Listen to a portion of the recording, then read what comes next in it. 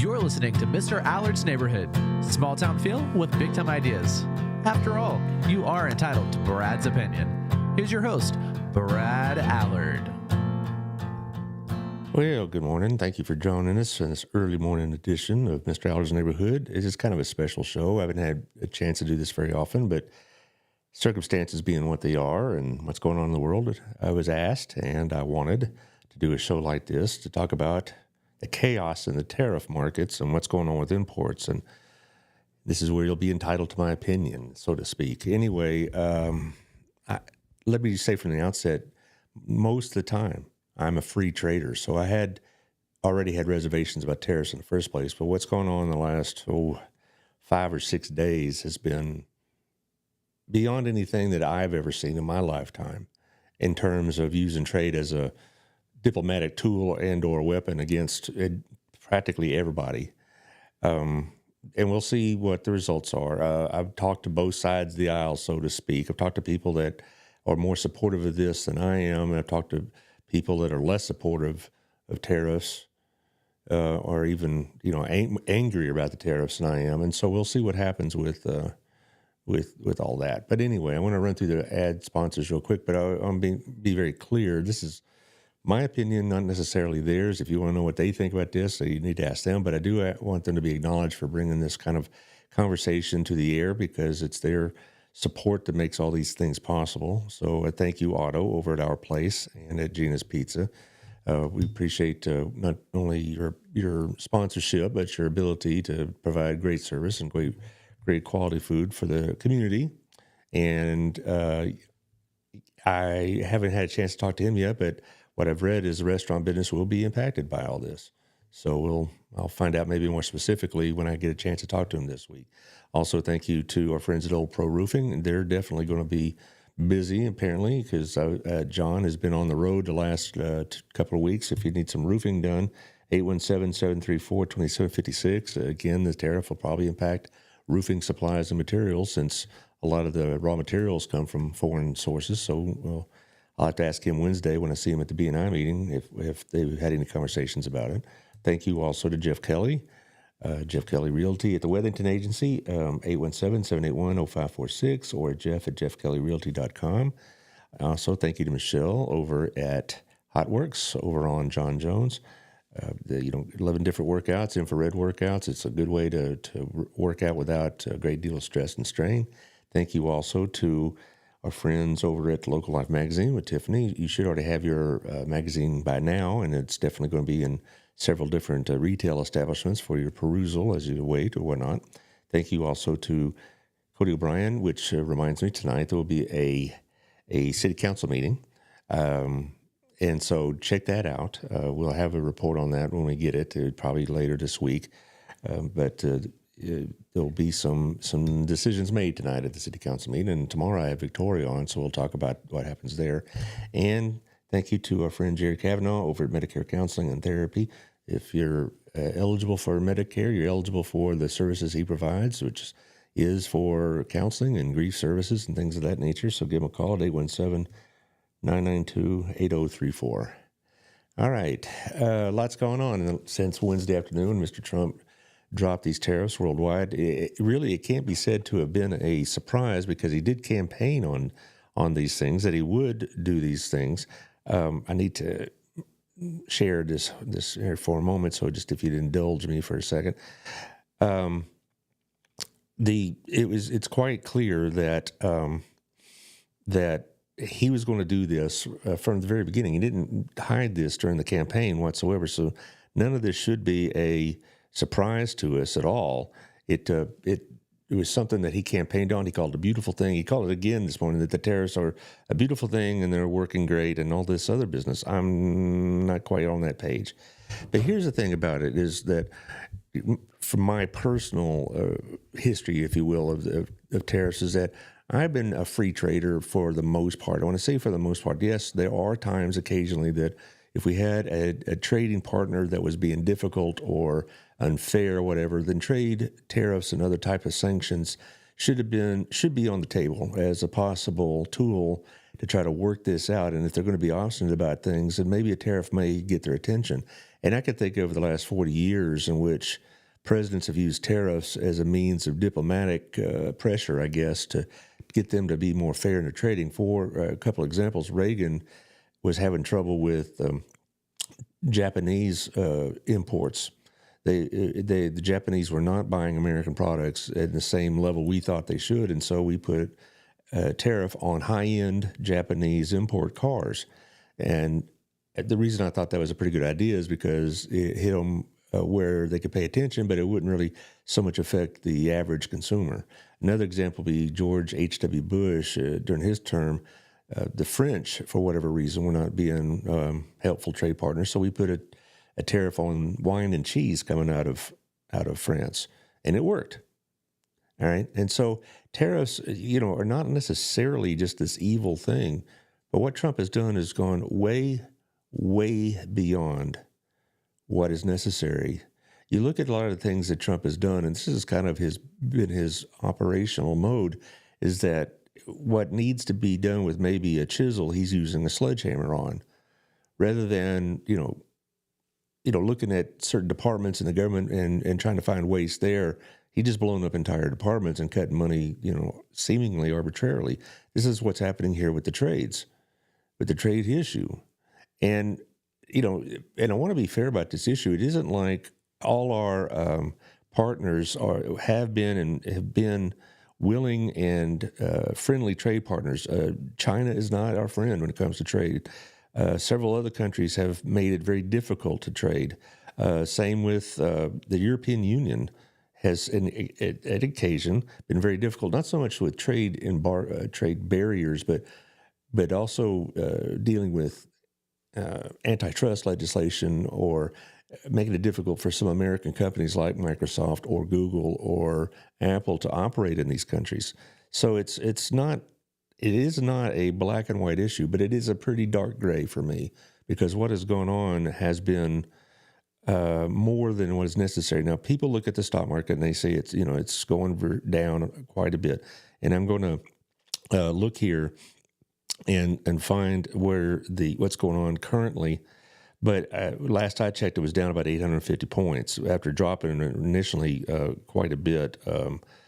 It dropped down to about 1,300, and there we go.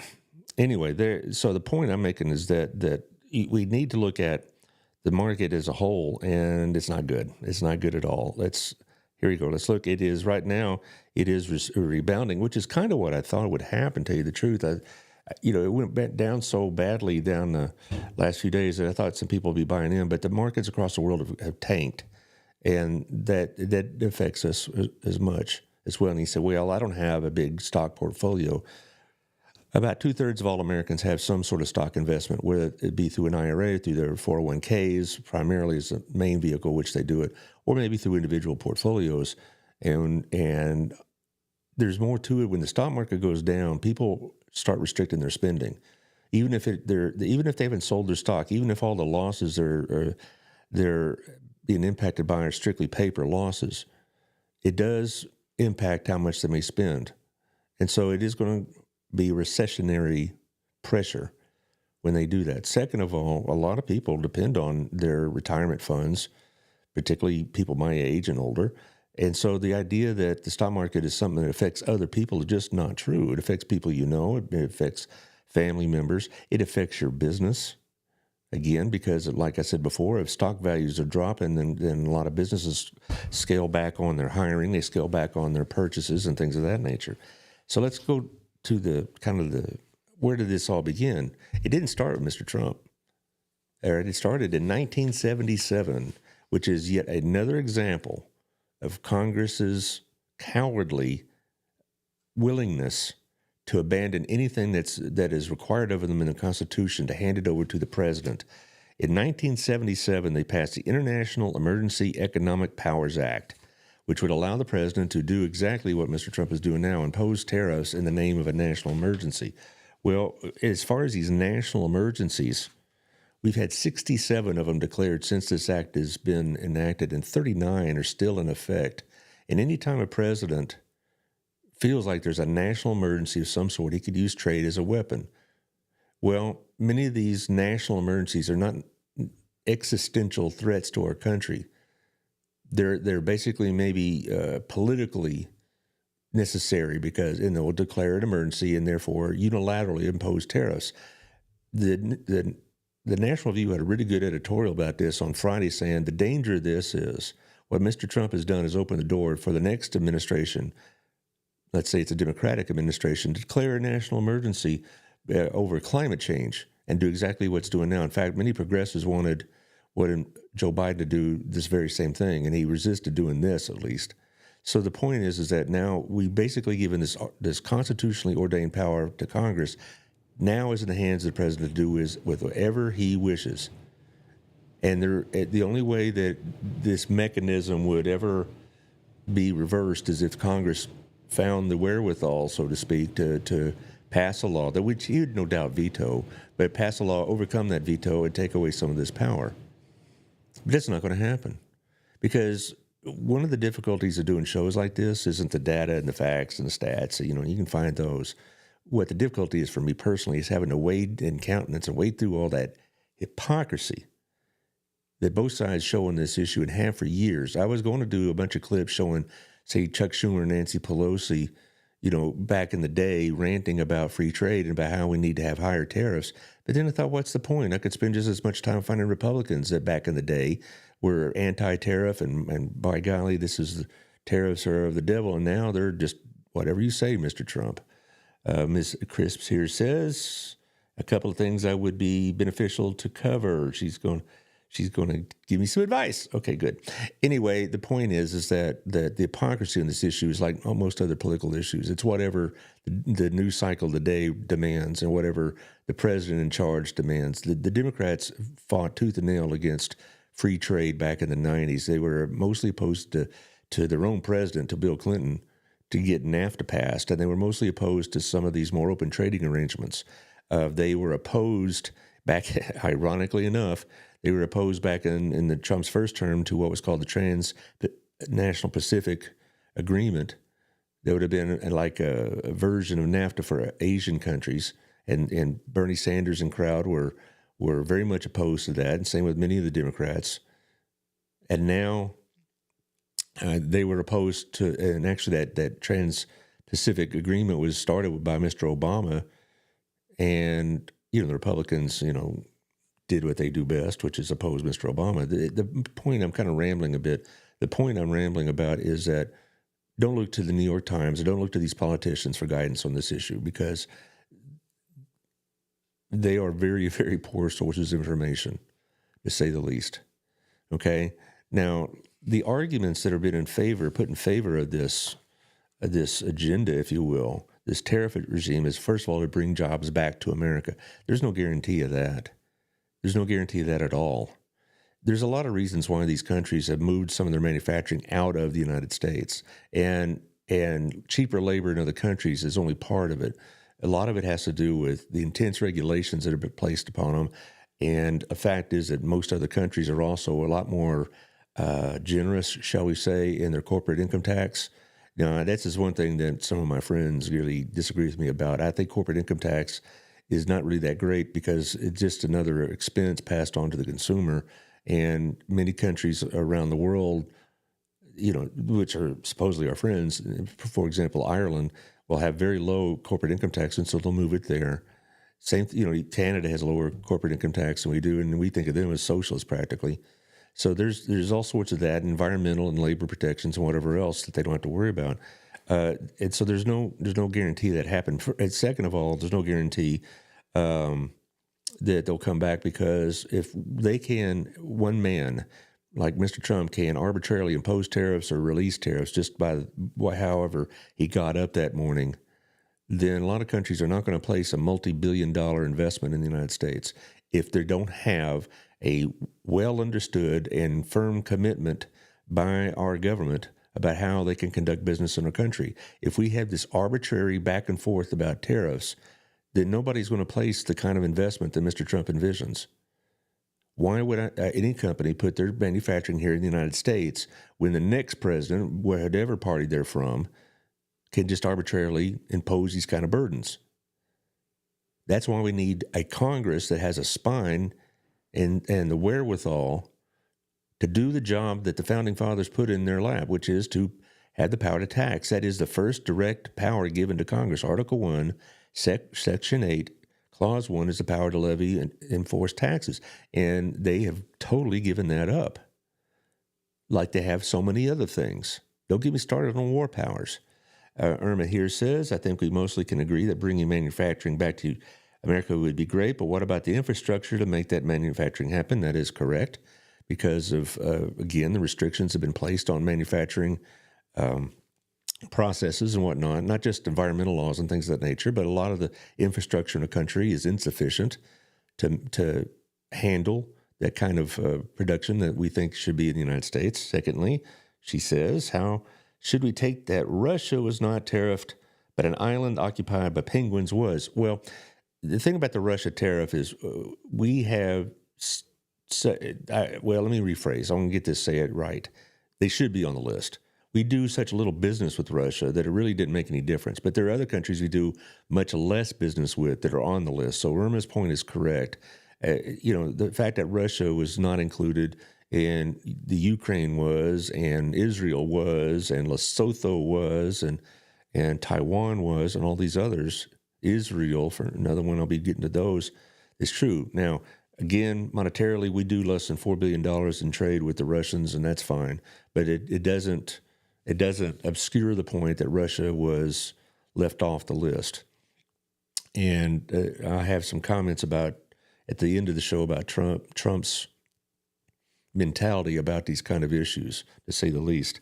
Now, as far as, this tariff, it's not just an economic tool. It's what Mr. Trump is using it for is also to try to bend other countries to do things politically and diplomatically, like our acquisition of Greenland, for example. He's putting pressure on not just Denmark, but the European Union as a whole for us to obtain Greenland. Now, on the Greenland issue, we've been trying to establish a bigger presence in Greenland since the Harry Truman administration. We even offered to buy it during the Truman administration, and we were politely rebuffed. Trump isn't going to be politely rebuffed, and he's trying to use this tariff pressure to try to have the European pressure, their membership, and Denmark in particular, to concede Greenland to us for various reasons, for its minerals and its strategic position, et cetera, et cetera. This is the same kind of diplomacy that Teddy Roosevelt did back in his administration.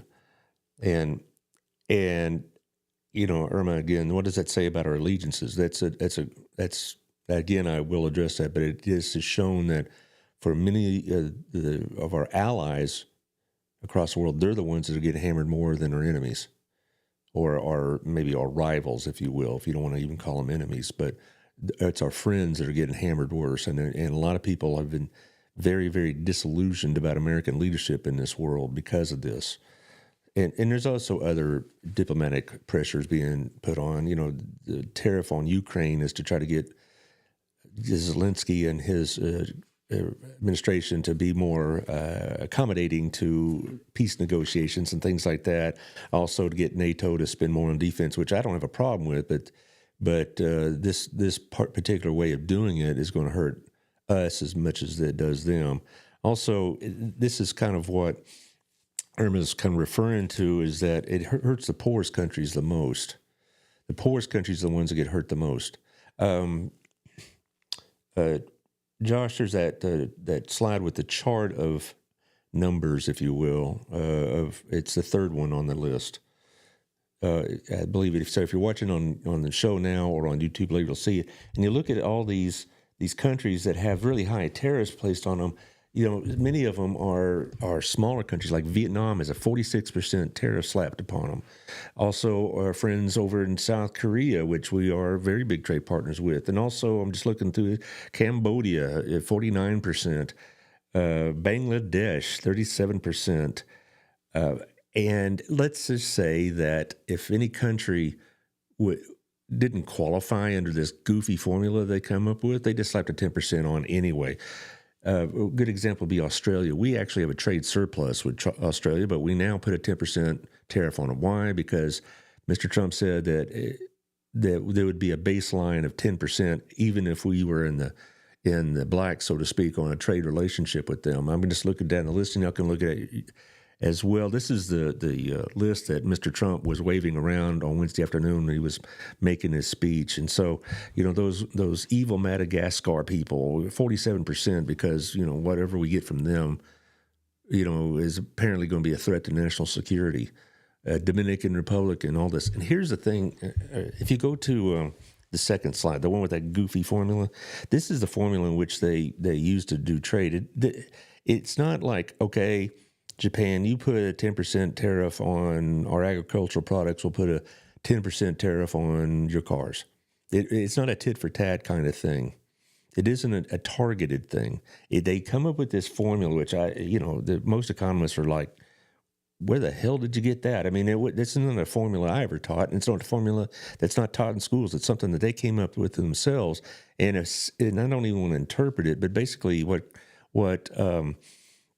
it does is it takes the amount of trade imbalance and then divides it in half, and then boom, that's a percentage.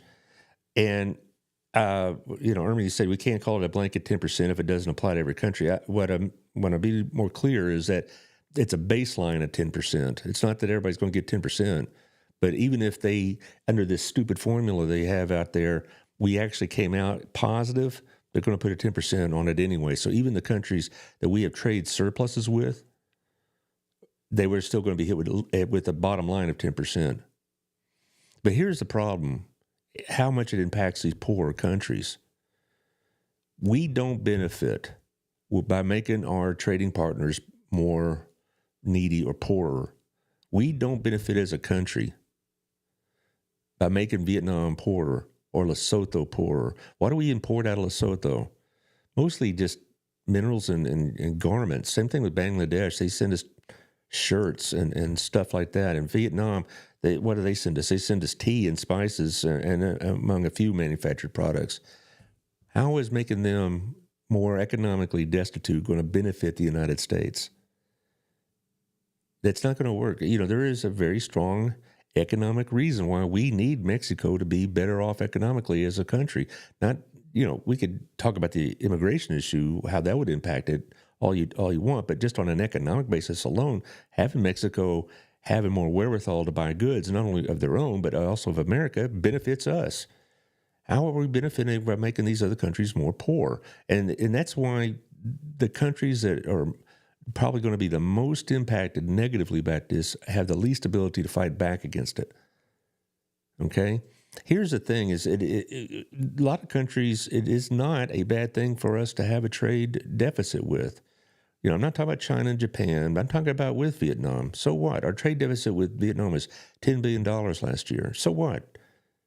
Who's benefiting more? We get cheaper products. They get a better society. They could buy more American products, hopefully one day. Where are they going to buy their products now? They're not going to buy them from us. They're buying from our main rivals, Japan and China. Same thing with Thailand. Same thing with any Eastern or any Asian country you want to talk about. They're going to be forced to look to elsewhere for their goods, and where are they going to find them? They're not going to find them in the United States because we put a stinking tariff on their products, and therefore they can't afford it. Here's another thing, man. On a side note, if you don't think the tariff is going to have some impact, go to Walmart. The majority of Walmart products come from foreign sources. Okay, almost all the clothing and a lot of the tools and whatever else. Josh, there's a couple of charts in the Washington Post. Just show the first one here. It talks about the various different products. Here it is. And so again, it's on YouTube and or Facebook here if you want to check it out. But this chart talks about all the things that are being applied, and the darker the red, the bigger the tariff. And so you're looking at stuff like dairy products and fish and oil seeds and cocoa beans. By the way, your coffee and your chocolate's going to be a lot more expensive if this goes on much longer. Also, other things like food, other types of foods and grains, and as far as meat products and whatever else, it won't be as heavily tariffed because we do mostly domestic. But here you go. Now, I want to take a side note on the agricultural side of this. I was talking to my cousin who knows more about this than I do, and yes, it's very true that the countries around the world have placed tariffs on American agricultural products. That is something that we need to address. And tariffs can be one of the tools in the toolkit if we can get a country to understand that if you want us to buy your goods, you're going to have to buy ours as well. I mean, for example, Canada places like a 200% tariff on dairy products. Okay, and so even the two senators from Minnesota, Smith and Klobuchar, said, well, we got to consider tariffs about Canadian dairy products. Okay, so that's what that is a situational use of tariffs that may or may not be justified. But wholesale going across the board, basically it's going to raise the price on a lot of the food products. Okay.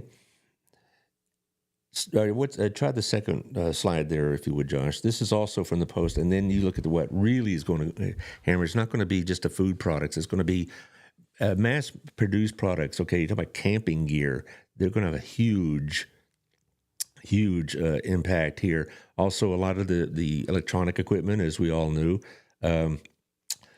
Here, one is I thought was interesting: cookware, cutlery, and tools.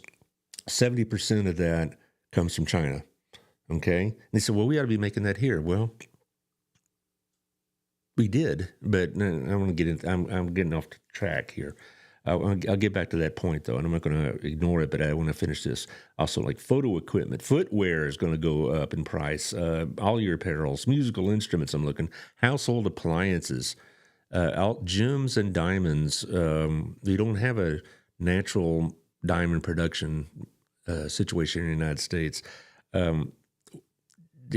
Books. Oh, that's not going to be a good one because so many of our books come from foreign, producers and publishers, things like that.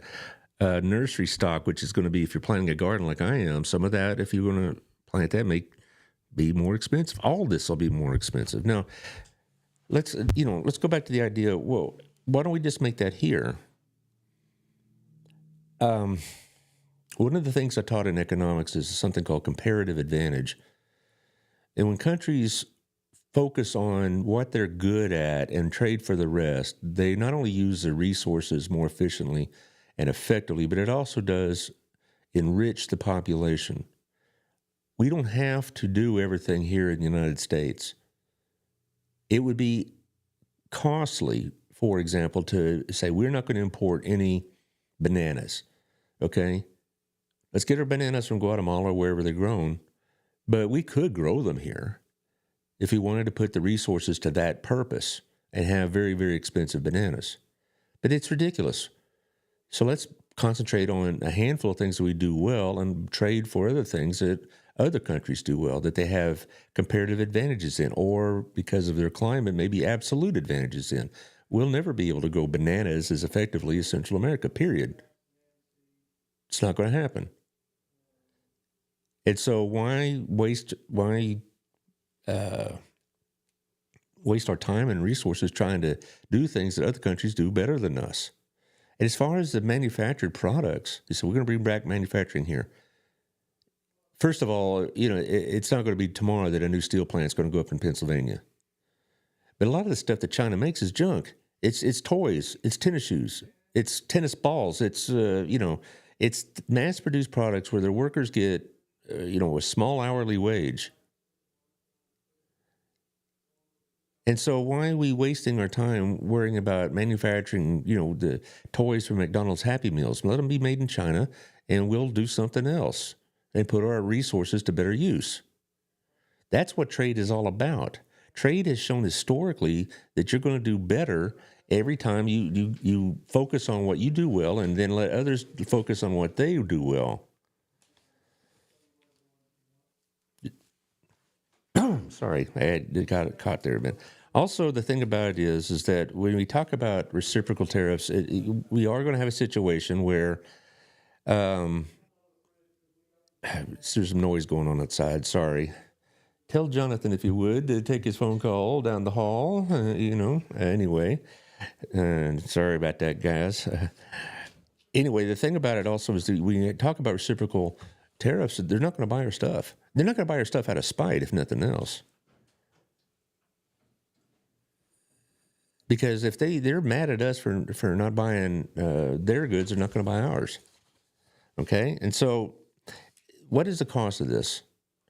Well, according to Lawrence Summers, who is a Nobel Prize-winning economist who worked for the Clintons and the Obamas, but also is kind of on the outs of the Democrat Party because he is a bit more objective than they wish, said it could cost the United States up to $30 trillion. $30 trillion is at stake at this over the next couple of years if this does not change rapidly. And the idea that that it had to be a universal tariff is just ridiculous. Again, Israel, Wednesday, before Mr. Trump even announced it, they dropped all American tariffs. Okay, all American imports in Israel now have been going to go to a zero tariff. Didn't matter. We applied a 17% tariff on Israel. Doesn't matter. Okay. Now, what do we get from Israel? We get a lot of stuff from Israel. We get some manufactured products. We get some, we get their produce and whatnot, things of that nature. There you go. Here's another one. Bangladesh. It's another egregious example. Our trade deficit with them is we bought about around $10 billion more, like I do about Vietnam. Their average income is $300 a month, and we put a 37% in tariff. Why is it so much higher in these poor countries? Two reasons. One is they can't fight back, and they can't impose them diplomatic. They can't use diplomatic pressure to get us to change. Second of all, is that because of that formula, it didn't matter the size of the deficit; it was the percent of the deficit, and therefore, if we run a deficit at all, even if it's just a few bucks, it was going to turn into a negative situation on that formula.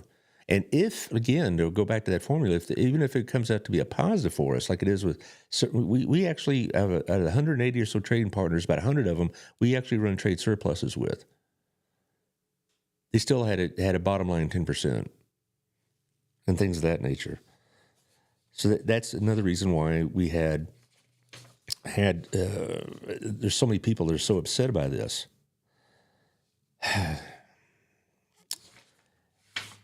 The bottom line is with this is that there's more to this tariff than just strictly economics, and I'll just be frank about it. There's a lot more to this because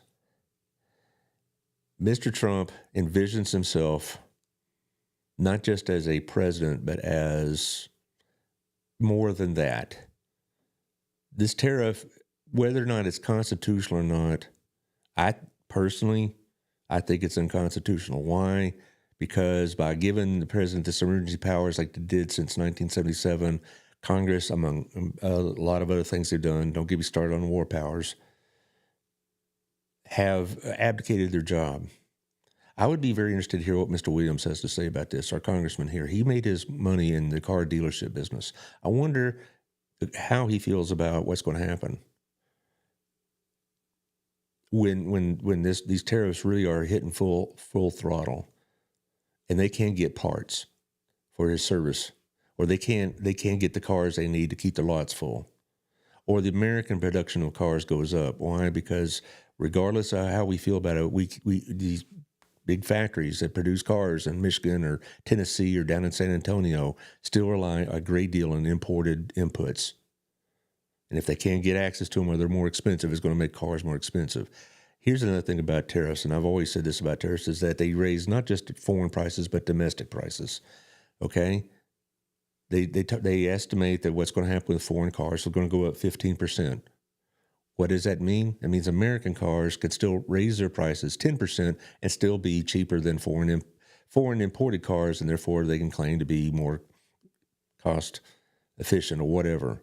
It allows protected industries to raise their price. This is not just something that happens today. This has been going on since the days of Alexander Hamilton. Historically, tariffs have been the way we used to do business up until really after World War II. All right, because after World War II, we needed trading partners, so we dropped a lot of the tariffs and whatnot, but we still had tariffs. We had high tariffs, really, until the 80s and 90s. Okay, but historically, we've used tariffs, and Alexander Hamilton, of musical fame apparently, advocated high tariffs to protect American industries. What did they do to the American consumer at that time? It made them pay more for American-made products, because they were still comparatively cheaper than foreign products. They were higher than they would have been otherwise, but they were still cheaper than foreign products. And that's going to happen here again, is that the American-made products will be more expensive, not only because we, again, stress this point, many of our manufactured products rely on imported inputs, but because they can raise the price and still be comparatively cheaper. And you say, well, that's not right. Well, it's economics. Right and wrong isn't really part of the conversation. Second of all, they'll find a way to justify it. Okay? We don't prosper with high tariffs here in the United States. Again, I want to make my point clear. If we have a country that's difficult, China or Japan or whatever, and certain products, like, again, they're very difficult about our ag products, and then that needs to be addressed. And I don't want to hear any routine from the Japanese market saying, well, we don't like American beef because of this, that, and the other. Europeans don't buy American products because of our use of herbicides and whatnot. And that's the reason they use it. And we can do a whole show just on ag products. But tariffs as an individual tool may be something to consider. But this is not going to not going to work the way they think it is. We're not going to prosper by that. The American people will not prosper under this tariff. And I can think of two historical examples. I've seen on Facebook a lot of people discussing the Smoot-Hawley tariff in 1929. That's a true. It's a well-known example. It's a true example. It did deepen the depression worldwide. It was one of the stupidest laws ever passed by this Congress and signed by a president. But I'm going to go further back. History gang, 1807, France and Britain are at war, so Thomas Jefferson placed an embargo. The Embargo Act of 1807 basically banned all foreign trade, and it absolutely cratered our economy for about 3 years. It made particularly the Northeast, who did a lot of trade, the maritime trade, it just made it destitute. And so anytime that we impose these kind of walls, the American consumer is hurt by it. And we're going to be hurt by it now. Okay, and again, I think it has more to do not just with economics, but the conception that Mr. Trump has of himself. A lot of people talk about how he feels constrained by the Constitution, and therefore he doesn't want to pay much attention to it and all this other stuff. But I really do believe that this has a lot to do with his own personality and his own characteristics. And this is where I'm going to really step on some toes, I will, of my friends that are more supportive of Mr. Trump than I am. I have a feeling this is more about him than it is about anything else. I think it's more about his demand, his desire, his psychological need to be the center of everything. It's not enough to be the center of the United States. He wants to be the center of the world. He wants to be the man that controls the destiny of billions. I'm not a psychologist. I'm not going to be able to psychoanalyze all his characteristics. He didn't get enough love when he was a child, or didn't get a pony for Christmas, or any other business. I don't know these things, but you can look at him and it's like he has never forgiven Manhattan for not accepting him as one of their own, and he's been on a vengeance tour for 40 years. And I think it has a lot to do with him wanting to place himself in the center of our lives to a point that makes me uncomfortable, to say the least. And it also, I think, has to do with he wants people from around the world to come to him with their hat in their hand, wanting relief from his tariffs. And right now, according to the Trump administration, over 50 countries have called him to ask for negotiations on trade. And people take that as a victory of sorts, that these countries are coming and that they're coming and asking for relief. But they're not the only ones. So are American companies. So are Republican senators, the former free traders. So are people in states here that didn't vote for Mr. Trump, and he's using this to say you should have voted for me. but he just wants to be the center of all of things. And so that I think that has to do with a lot of it. And so when I say these things, I mean, I'm not a psychoanalyst, but I just think a lot of it has to do with it's about him as much as it is anything else. And the people that he claims to support, the farmers and the middle class and the working class, are going to be the ones most hurt by this. The wealthy will ride this out. They can afford the extra 15% on their goods. They can afford the extra, inconvenience. It's going to be the working class people. It's going to be that single mom with 3 kids, and she needs shoes for the kids, but they're more expensive because they're made in Vietnam, and we have trade barriers to Vietnamese shoes or whatnot. It's going to be that person that provides promotional products that a lot of them are made in foreign countries. I have a couple of friends that do that. That's going to be more expensive. It's going to be going to Walmart, and you find out that a lot of the fruits and vegetables are more expensive, even if they're grown here. And we'll have to go to cheaper alternatives, less nutritious alternatives. So I'm going to end up here. This is hopefully not as long a show as some. I'm going to end up here, and I'm going to sum it up. I've been a free trader most of my life, but again, I have noted exceptions when we need to deal with them, when countries are being obstinate. This isn't in that case. We're dealing with them wholesale, friend or foe, whether they're friendly or unfriendly to our trade. Everybody got hammered, except for Russia, as Miss Crisp has noted. I read a lot about this yesterday. I tried not to rush to conclusions on Friday, even though the market was crashing, because I've seen the market go down, way down before over other things. I really wanted to have a balanced view on this, but I got most of my views from Wall Street Journal, National Review, other conservative sources, because first of all, New York Times, they've disgraced themselves. I mean, I don't even bother taking what they say seriously, because they're now writing articles. Hey, did you know Joe Biden really wasn't, that mentally sharp his last few months? Oh, thanks for that. But I'm just saying the liberal press was going to jump on it regardless. But I read economists and I read columnists that I respect and I've normally agreed with, and they are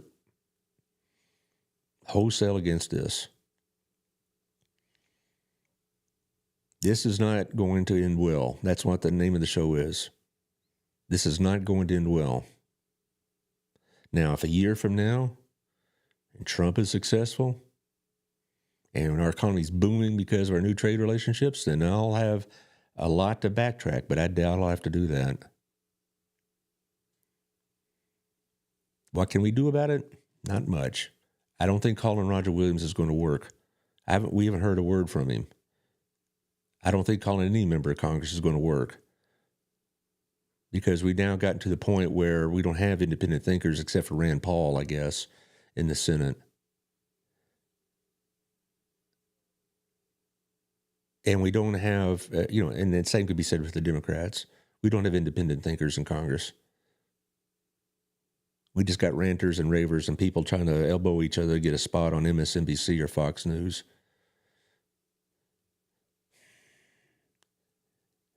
Aaron says, I would love to eat crow, but in this case, I don't think that's going to happen. Well, I agree. I don't think it is either. Like I said, this is not going to end well. To sum all this up, I think we're in for a rough ride, guys. In about an hour and change from now, I'm going to be talking to the 3 leaders of the pantries, food pantries here. And we're going to be talking about how this could impact them as well as other government budget cuts and things of that nature.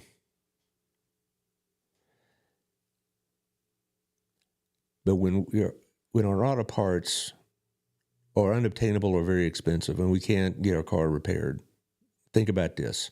Or we go to the grocery store and find out that apples and fruits of all kinds are more expensive. Think about this. Or the fact that, because we put such tariffs on on foreign sources of oil that we need for diesel. Think about this. Or all sorts of manufactured products are more expensive. Or electronics are more expensive. You know, that new Apple phone, that latest television, you need to replace your microwave, all of that's going to be more expensive. And that's why I'm opposed to these tariffs. And that's why when I taught economics back in high school, I generally took the stand of free trade. And I still do. All right, well, share this with your friends if you like. I appreciate, Irma, your participation. This will be on the radio tonight at 6. Also, throw up the radio ads because there is something that's going on with our friends over at 88.3, The Journey. They are having their pledge week this week. Tomorrow night, they're going to have Rich Hooper on the air, and they're going to be doing pledge work. This is their pledge week, so if you want to support this radio station, The Journey, it's not a for-profit station. They don't run ads, but if you want to support them, this would be a good time to add some support to that. Or either continue your support or start your support. 88.3 The Journey. Also, like I said, tonight this will be on community radio at 6 o'clock and 1 o'clock tomorrow afternoon. The shows I'm doing in about an hour will be on Tuesday night and Wednesday afternoon. Tune in for that show as well because we're going to have Amber Case and Elizabeth Becker and Debbie Beeman. All three are leaders of food pantries in this area, and we're going to talk about what's going on with budget cuts at the USDA and also their particular needs. Thank you, Josh, for being so quick on the boards. Absolutely. And we will see you hopefully in about an hour.